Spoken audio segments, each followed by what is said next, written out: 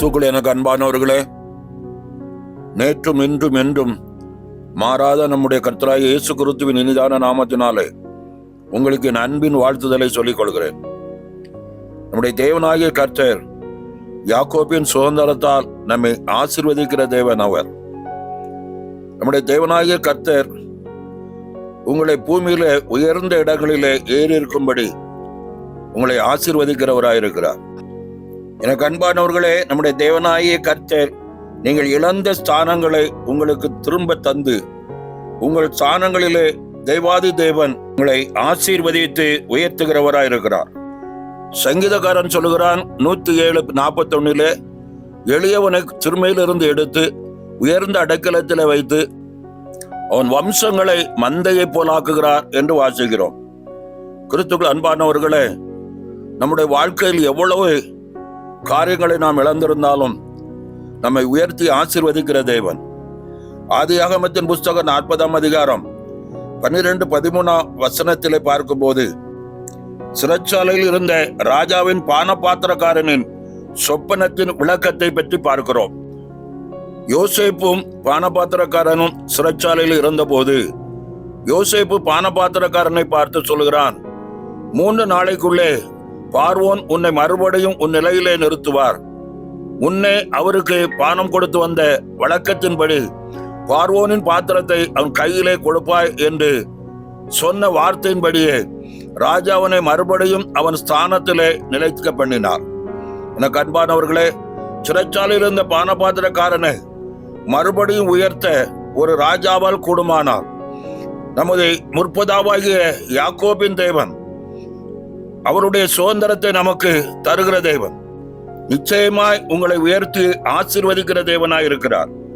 நியாயாதிபதிகளின் புஸ்தகம் 11ஆம் அதிகாரத்தை முழுவதும் பார்ப்போமானால், கீலேயாத்தியனான யெப்தா பலத்த பராக்கிரமசாலியாய் இருந்தான்.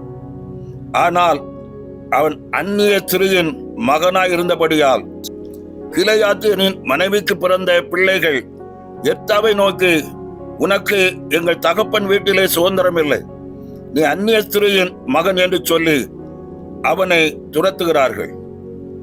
நியாயாதிபதிகளின் புஸ்தகம் 11:1-2 இதை குறித்து பார்க்கிறோம்.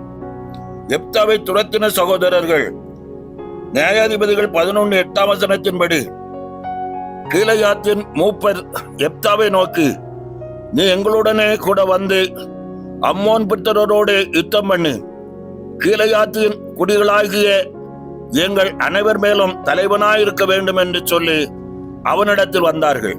எனக்கு அன்பானவர்களே, யார் அவனை துரத்தினார்களோ அவர்களே யெப்தாவை நோக்கி வந்து, எங்களுக்கு நீ தலைவனாக இருக்க வேண்டும் என்று சொல்லி அவனை தலைவனாக்கினார்கள். எனக்கு அன்பானவர்களே, இன்றைக்கும் உங்களை எந்த உறவுகள் தள்ளினார்களோ, எந்த இடத்தில் தலை குனிந்தீர்களோ அவர்கள் கண்களுக்கு முன்பாகவே தேவன் உங்கள் தலைகளை உயர்த்தி நிலைநிறுத்துவார். பிரியமானவர்களே, தேவன் உங்களை தலையை மேலாக்க வேண்டும் என்றால் நீங்கள் செய்ய வேண்டிய 3 முக்கியமான காரியத்தை யெப்தாவின் வாழ்க்கையிலிருந்து நாம் கற்றுக்கொள்வோம். நியாயாதிபதிகளின் புஸ்தகம் 11:11 யெப்தா தன் காரியங்களை எல்லாம் மிஸ்பாவிலே தேவனாகிய கர்த்தருடைய சந்நிதியிலே சொன்னான்.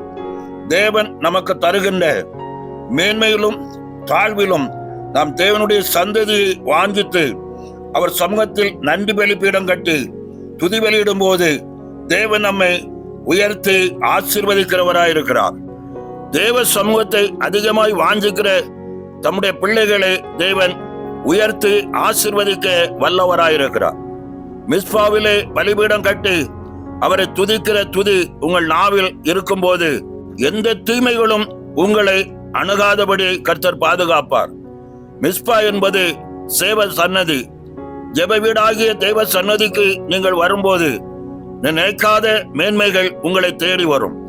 மிஸ்பாவில் கூடுங்கள், உங்கள் காரியங்களை தேவ சமூகத்தில் வைத்து விடுங்கள். கர்த்தர் எல்லாவற்றையும் பார்த்து கொள்கிறவராயிருக்கிறார்.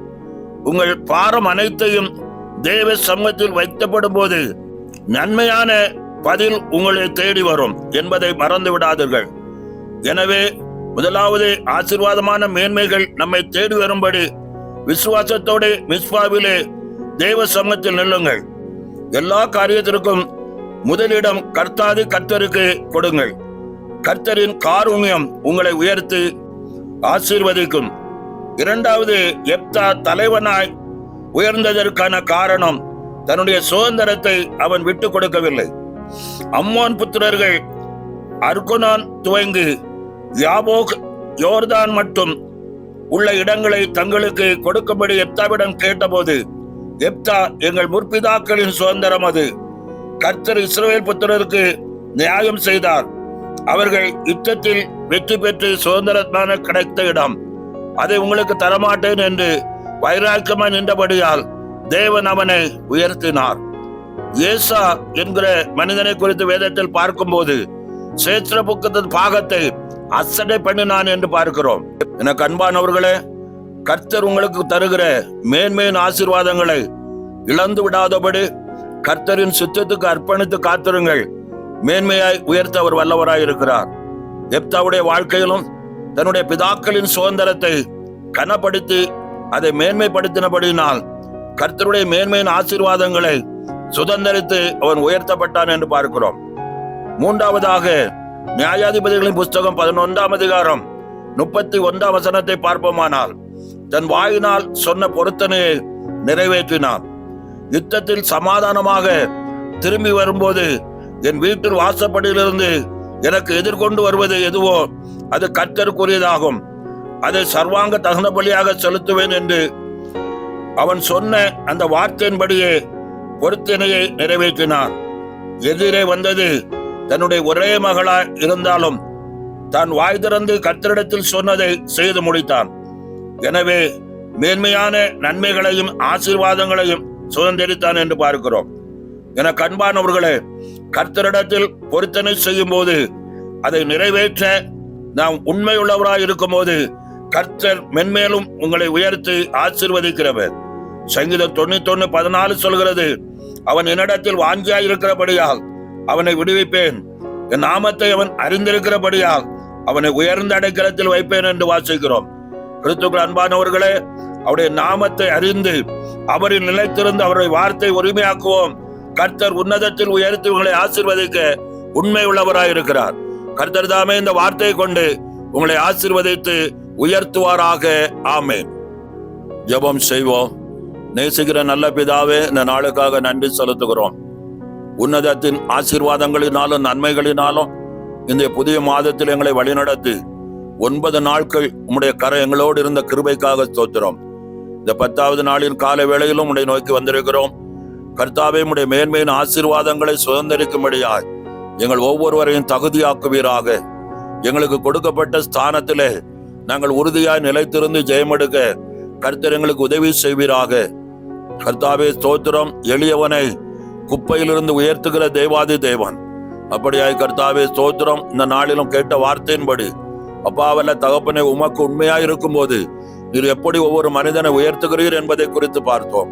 அப்படியாய் கர்த்தாவே, எங்கள் வாழ்க்கையிலும் உமக்கு காத்திருக்கவும் உம்முடைய சித்தத்தை நிறைவேற்றுகிறவர்களாய் வாழ்ந்து ஜெயமெடுக்கவும் கர்த்தர் ஒவ்வொருவருக்கும் உதவி செய்வீராக. மேலான நாமம் மகிமைப்படட்டும். எல்லா மகிமையும் உமக்கு செலுத்துகிறோம். இயேசுவின் நாமத்தில் செபிக்கிறோம். வாக்குத்தத்தத்தின் மேன்மைகளை எங்களுக்கு உரிமையாக்கிக் கொள்கிறோம் நல்ல பிதாவே. ஆமேன், ஆமேன்.